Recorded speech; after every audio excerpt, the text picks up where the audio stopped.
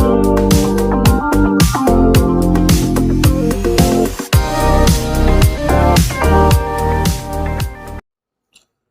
semua, tuan-tuan dan puan. Sebelum ini kita mendengar tentang Himpunan Selamatkan Malaysia yang dianjurkan oleh Perikatan Nasional. Ada yang kata himpunan ini tidak perlu diadakan.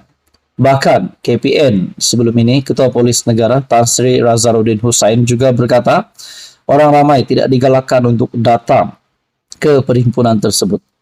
Hari ini saudara-saudara terdapat satu sosok pemimpin dari kepimpinan Perikatan Nasional yang disebut di dalam satu berita berkaitan dengan keterangan. Satu artikel dari BH Online, Himpunan Selamatkan Malaysia. Fadli Syari beri keterangan pagi ini.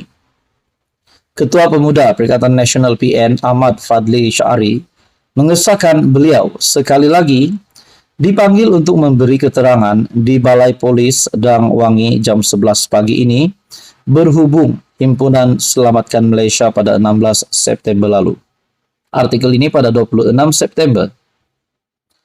Ahli Parlimen Pasir Mas itu berkata, ia kali ketiga beliau dipanggil memberi keterangan dalam tempo sebulan ini.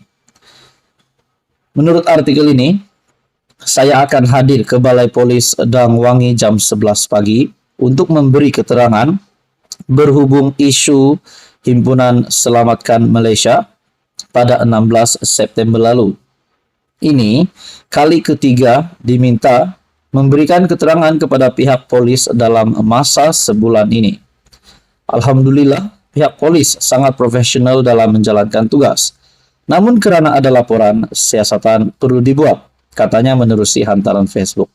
Nah, saudara-saudara, sebelum ini, berkaitan dengan Himpunan Selamatkan Malaysia, tercetus dari pelbagai isu, yaitu berkaitan juga dengan isu DNA Ahmad Zaid Hamidi. Nah, ada yang berkata Himpunan Selamatkan Malaysia ini tidak perlu diadakan. Nah, akhirnya ada juga berkata Himpunan Selamatkan Malaysia ini tidak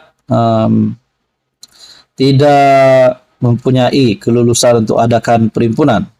Nah, pada akhirnya saudara-saudara, akhirnya Ketua Pemuda PN dipanggil polis untuk memberikan keterangan untuk kali yang kedua menurut artikel ini. Katanya lagi pihaknya akan memberi memberi kerjasama untuk membantu siasatan. Kita bagi kerjasama dan pihak sana teruskanlah buat laporan dan tekanan. Mana tahu tiba-tiba jadi pembangkang semula, tidak peluang pula nak bagi tekanan, katanya. Pada 20 September lalu, Ketua Polis Kuala Lumpur, Datuk Alauddin Abdul Majid berkata, pihaknya mengenal pasti 28 individu untuk dirakam keterangan bagi membantu siasatan berhubung himpunan itu mengikut Akta Perhimpunan Aman 2012. Halo semua, salam sejahtera Malaysia. Selamat datang ke channel Fels Lifestyle. Saudara-saudara yang amat dihormati semua, tuan-tuan dan puan-puan. Pada dalam video kali ini saya ingin bertanya, berapakah hari ini kita akan cerita tentang gaji seorang YB. Tidak kira dari kerajaan, dari pembangkang ataupun siapa saja, yang penting bergelar seorang YB ataupun ADUN, Ahli Dewan Undangan Negeri. Nah, saudara-saudara, saya melihat satu artikel dari harapandaily.com.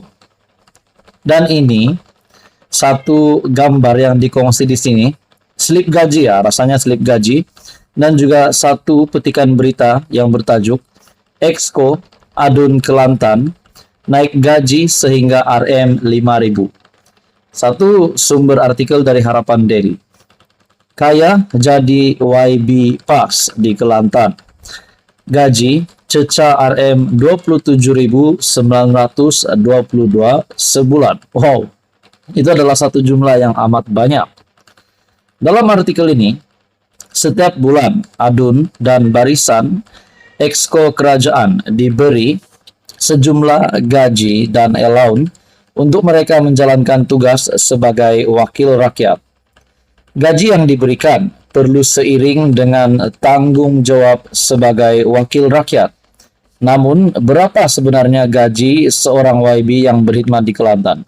Nah, teman-teman dan puan, Sebelum saya meneruskan pembacaan artikel ini, adakah gaji seorang adun sebanyak Rp27.922 ini adalah gaji yang standar untuk kesemua yang bergelar ahli Dewan Undangan Negeri?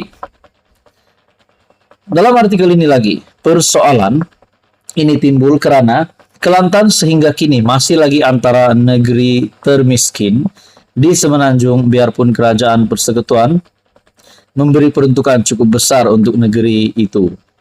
Menurut pendedahan dibuat Naib Ketua Pemuda Amanah Nasional Muhammad Hishamuddin Ghazali, gaji wakil rakyat di Kelantan adalah sebanyak Rp27.922 sebulan setakat tahun 2020. Peruntukan itu termasuklah gaji sebagai adun dan beberapa allowance khas. Kaya jadi YB Pass di Kelantan, gaji Rp27.922 sebulan.